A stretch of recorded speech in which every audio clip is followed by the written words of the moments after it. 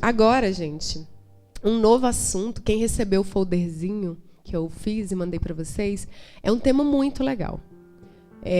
Eu confesso para vocês que eu passei o dia meio ansiosa, né? Até conversei com uma das clientes, né? Mais cedo, né? E a gente falando, ela falou: nossa, Dani, eu tô doida para ver, porque o assunto parece que é muito interessante, né? Aí a Rosa Maria, que é minha cliente, beijo, Rosa, a gente ficou trocando no WhatsApp falando sobre isso. O tema hoje é eu não vou nem falar. Não vou. Vou deixar o suspense. Vou fazer igual aqueles caras lá do domingo, tipo o Gugu. Vou fazer o suspense, né? Deixa ela se apresentar e apresentar o tema para vocês. Eu acho que vocês vão gostar muito. É bem interessante. Então, assim, muito bem-vinda. O nome dela é Ana, gente. Ana Molina. E eu vou deixar agora ela falar do tema dela. Ana, fala pra gente um pouquinho. Boa noite, todo mundo. Primeiramente, muito obrigada, Dani, por essa oportunidade. Espero que a gente tenha uma ótima noite de conversas. Bem, o tema é psicoterapia reencarnacionista. Um palavrão aí gigante, né? Mas uma terapia de linha alternativa, uma terapia complementar, né? Que foi trazida já há mais de 20 anos. Apesar de parecer novidade, ela já está aí no Brasil há mais de 20 anos. E ela tem sido buscada intensamente por vários profissionais da área da saúde, que buscam se formar, buscam aprimorar os conhecimentos já numa área alternativa, já numa área diferenciada da tradicional que a gente está tão acostumado, né? E também tem sido vastamente buscada pelas pessoas que vivem diversas situações físicas, mentais, emocionais, que muitas vezes buscam na área tradicional soluções ou respostas, né? E não têm encontrado, ou têm passado muitos anos buscando essas respostas e têm se sentido um pouco insatisfeitos. Então eu diria que essa é a terapia da atualidade, né? Uma terapia que busca quebrar paradigmas, busca trazer, como você estava falando agora há pouco, novas compreensões, né? Um olhar mais detalhado, um olhar mais profundo sobre a existência, sobre o sofrimento, sobre as doenças. E, enfim, um dos maiores objetivos dessa terapia é ajudar as pessoas a alcançar a reforma íntima, né? Alcançar a própria evolução espiritual, compreender para o que está aqui, para que voltou, né? Porque se temos esse viés reencarnacionista, estamos falando que estamos voltando repetidas vezes à Terra, né? Em busca de um aprimoramento moral, né? Em busca de respostas, em busca de descobrirmos de fato quem nós somos e voltarmos a esse patamar de energia mais sutil, de evolução moral mesmo, né? Então essa terapia, um dos maiores objetivos que ela tem é ajudar as pessoas a compreender isso, para que elas estão aqui, para que elas voltaram, né? A título de compreender sobre suas reformas íntimas, sobre o que elas precisam mudar em si. Ana, e deixa eu te fazer uma pergunta. Qual que é o público? Quem que deve te procurar? Então a pessoa está assistindo ali e fala, tá, mas qual que é o foco? Eu tô com depressão, ou sei lá, são questões emocionais, questões físicas, uma dor no corpo. É geral ou tem um público, crianças, adultos? Como é que é? Quem que deve te procurar? Na verdade, essa terapia ela é voltada para qualquer pessoa que queira compreender sobre si mesmo, né? Que esteja nessa busca por um melhoramento, por uma evolução espiritual.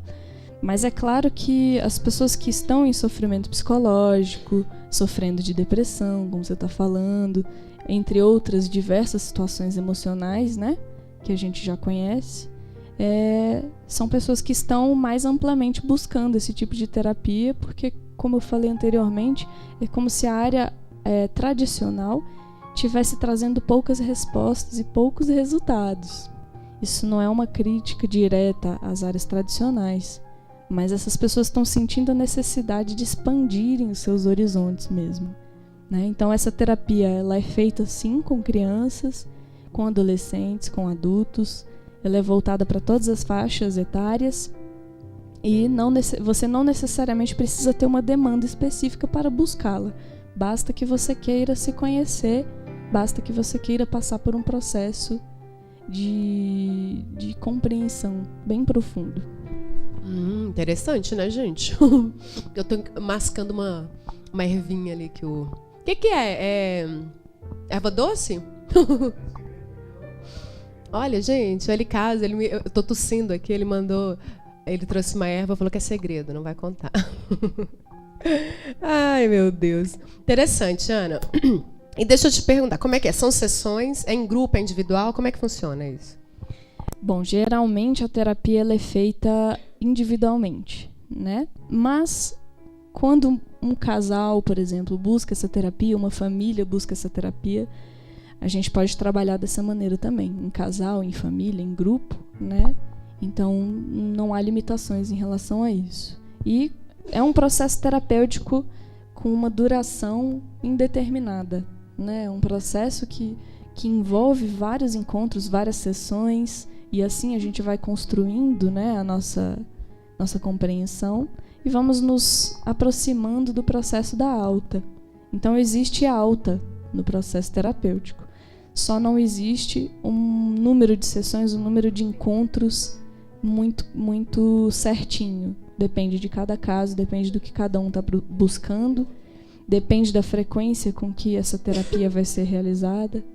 Então, depende de muitos fatores. Legal. E deixa eu te falar, você falou que é uma terapia alternativa, então não é privativa de psicólogo, né? Não precisa ser feita por psicólogo. Exatamente. Isso é uma coisa que precisa ser até muito bem esclarecida, porque apesar de se chamar psicoterapia reencarnacionista, o fato de usar o termo psicoterapia diz respeito a uma terapia da alma, né? Então, psicoterapia não traz nenhum vínculo com a atividade do psicólogo, não tem nenhum vínculo com os conselhos, Conselho Federal de Psicologia. Então, é uma atividade alternativa, holística, complementar, né? Que para que você se forme nesse curso de formação, você precisa ser da área de saúde tradicional ou alternativa, ou um médium atuante, né?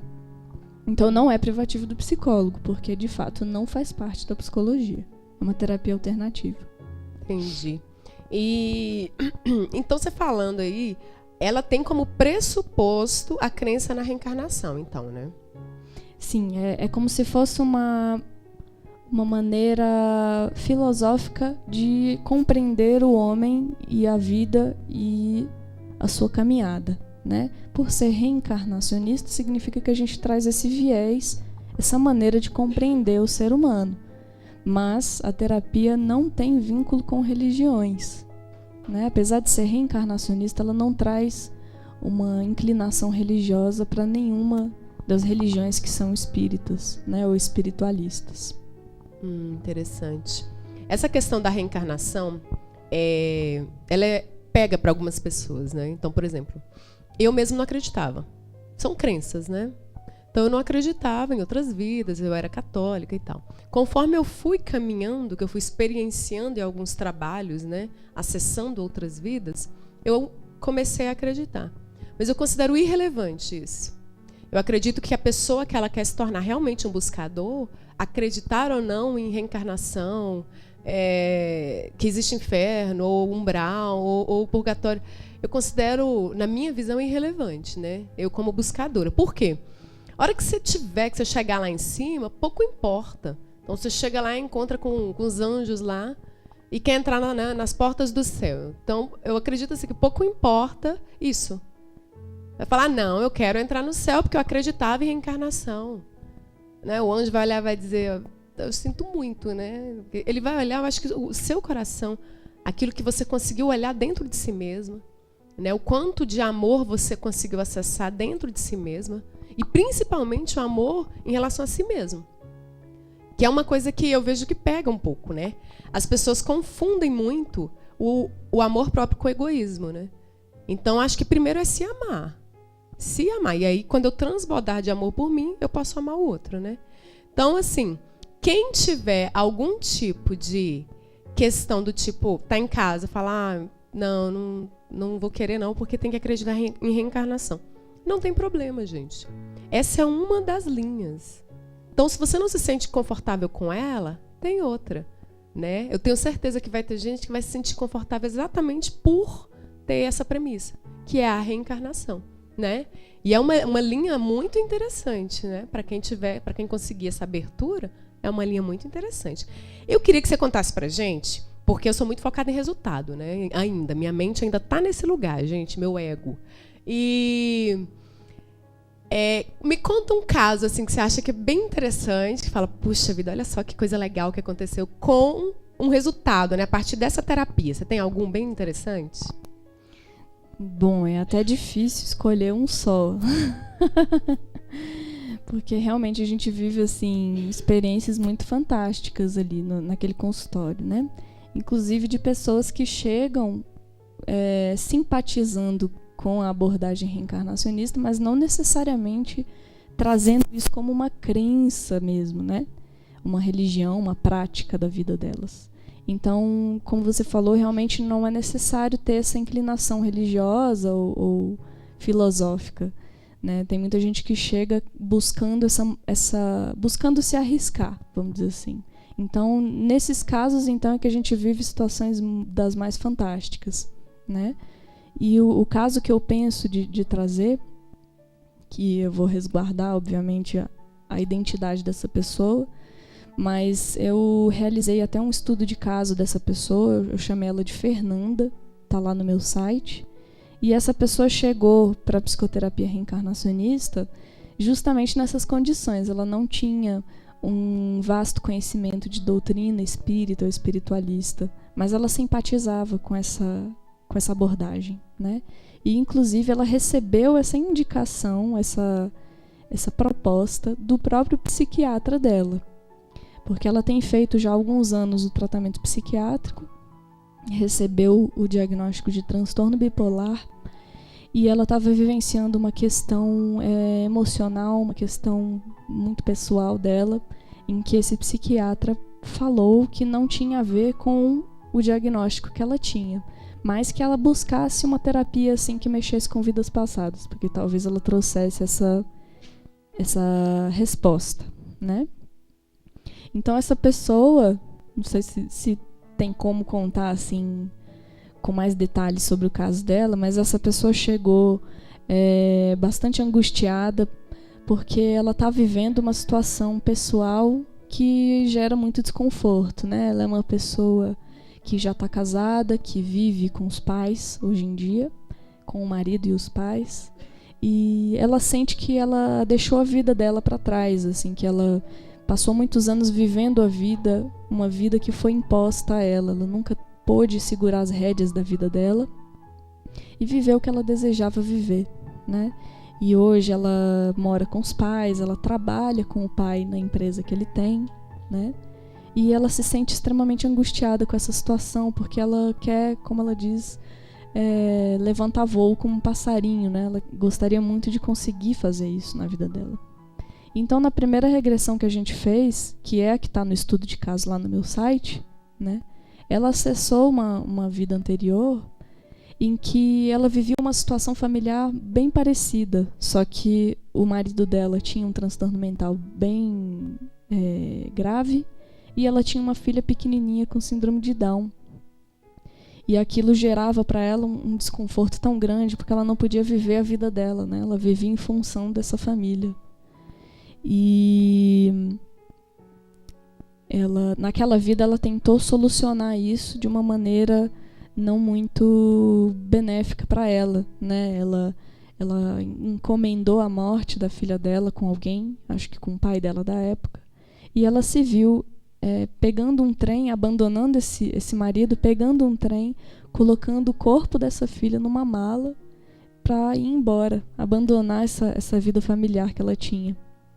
Foi a maneira que naquela vida ela encontrou de solucionar isso que tanto incomodava ela. E aí, poucos minutos dali, ela foi pega pela polícia e acabou morrendo, né? Então ela se viu nos planos espirituais encontrando com esse marido, com essa filha, que ele tinha bastante rancor em relação a ela. Então os mentores dela, os anjos dela, fizeram todo um trabalho com eles para que eles se perdoassem, ficassem bem. E foi trazida essa problemática para ela, essa questão da liberdade, né?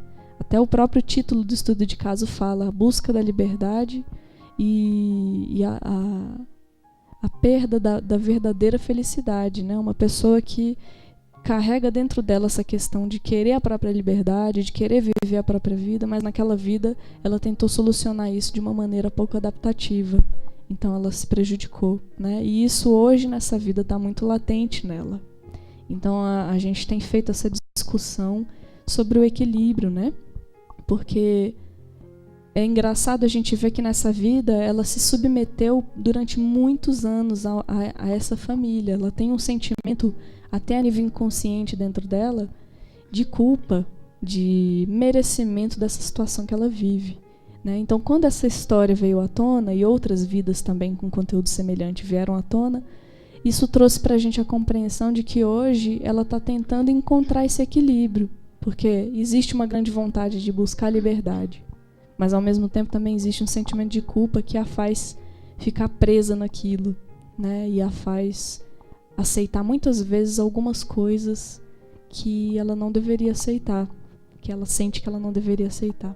Então a gente está caminhando nesse progresso aí para encontrar esse equilíbrio, e essa pessoa trouxe compreensões muito maravilhosas sobre até o diagnóstico dela, né? Sobre o transtorno bipolar e essa questão dos dois extremos que o transtorno bipolar traz, né? E ela conseguiu vincular esses dois extremos do transtorno bipolar com essa questão da culpa e da fuga pela liberdade. Então isso foi muito interessante. Essa pessoa conseguiu alcançar uma compreensão muito profunda sobre isso que ela está trazendo, e eu percebo que ela está uma pessoa muito mais leve, né? Muito mais se sentindo empoderada da própria vida mesmo, capaz de escolher os caminhos mais benéficos para ela. Interessante, né, gente?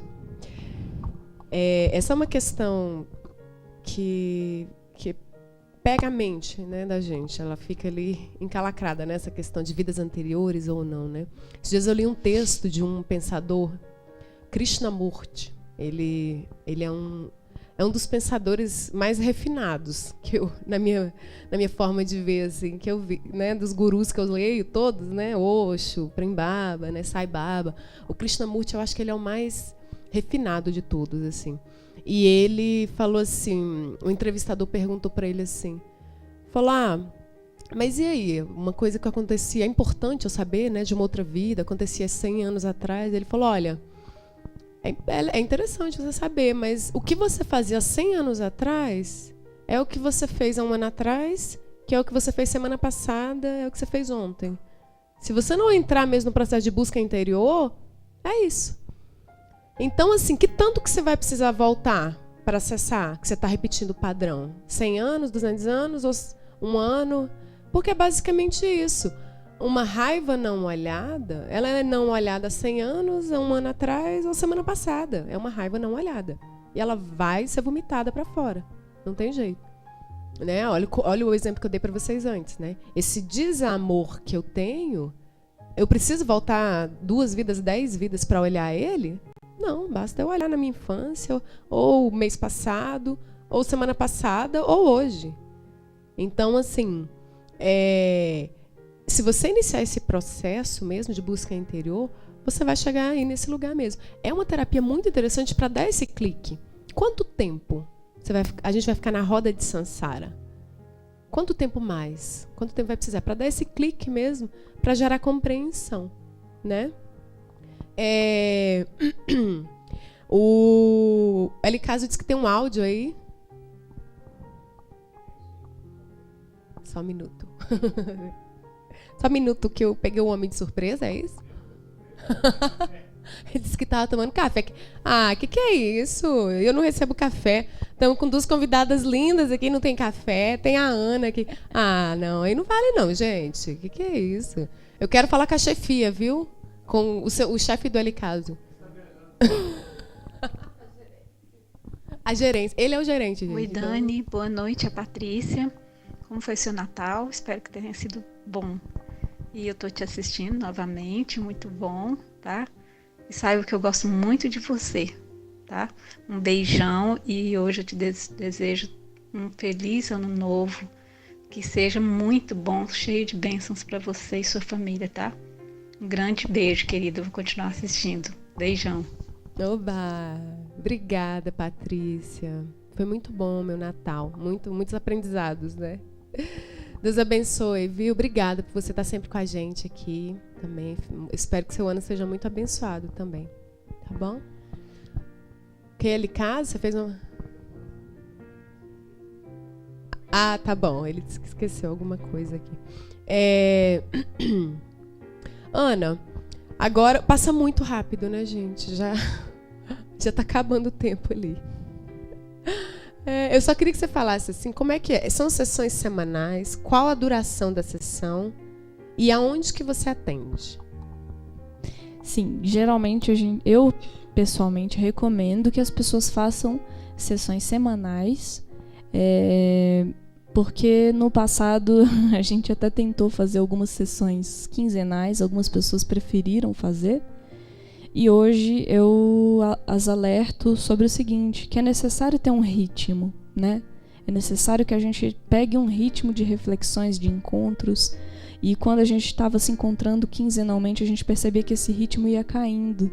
É claro que existe uma grande necessidade de que a pessoa faça as próprias reflexões e leve o que a gente conversa em consultório para a própria vida, né?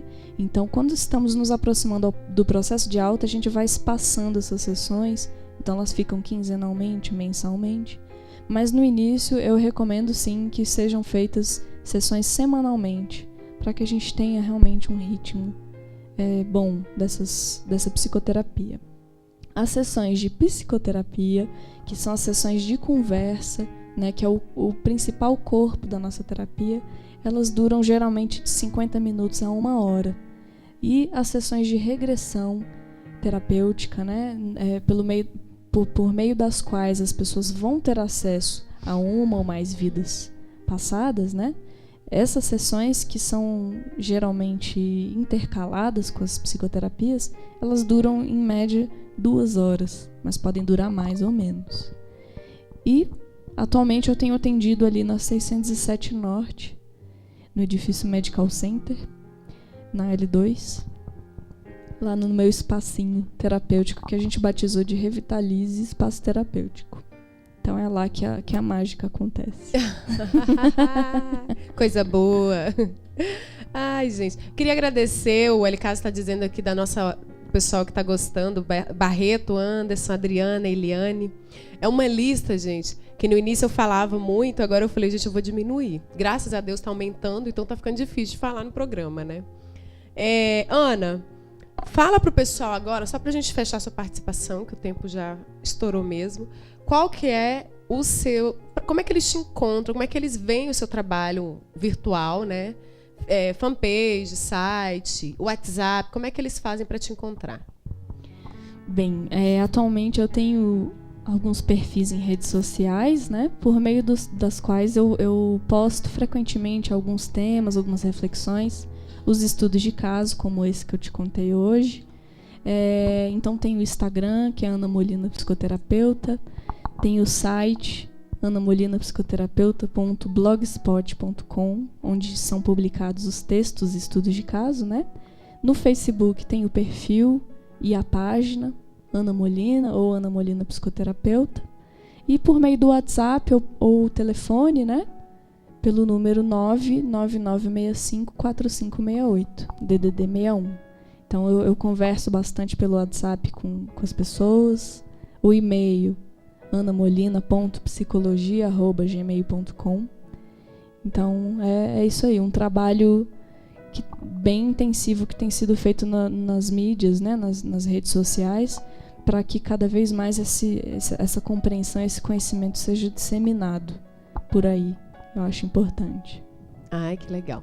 Repete só o telefone e o WhatsApp, porque às vezes alguém quer entrar em contato com você hoje ainda. Repete para eles. O telefone é 619-9965-4568. Então tá bom. Queria agradecer a Ana, é muito interessante. Eu dei uma olhada no trabalho dela, no blog, né? E é muito interessante. Ela vai colocando os estudos de caso. E aí vai narrando. Ela muda o nome da pessoa, óbvio, né? Do cliente, né? O paciente, não sei como é que ela chama. E ela vai narrando ali. Então, quem tiver interesse em conhecer um pouquinho mais, né? É interessantíssimo, viu? Esse trabalho que ela faz no blog, que é anamolina.blogspot, né? anamolina.psicoterapeuta.blogspot.com. Ok. Então, tá bom. Muito legal, né, gente?